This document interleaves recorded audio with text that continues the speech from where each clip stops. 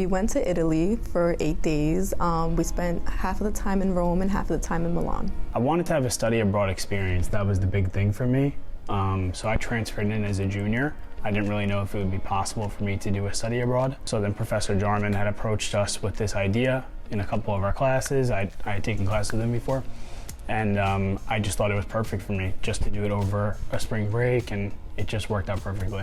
One of the places that stood out to me, and I'm sure everybody will say the same thing, is the Vatican. Going with like our marketing class this time, it was such a different perspective because you view the Vatican as not just like a Catholic church, but it was just, there's a brand behind it, and I thought that was really cool. We actually got a tour from somebody who had worked with the Vatican for over 40 years, so we kind of learned some things that you don't typically hear on a typical tour, or like something that you won't really find if you're like reading about it on the internet. I was expecting to be bored by the Vatican because I had been there before, but it was like so many new things were introduced to me that it just ended up being like the highlight of my trip. We actually had a lot of opportunities to network with people that were studying abroad in Italy, so that was really cool. And I just feel like, honestly, going with a class of Iona students, like, you don't know everyone that goes to Iona, so it like opened my eyes to like a new group of people, and we were able to network with one another, which was really special. During our free time, we did like a lot of exploring and a lot of going out on our own. A lot of the people that I went with, I didn't know before. I knew like maybe 3 or 4 kids going, but by the time we came back and like by the time the trip was over, I think we are all like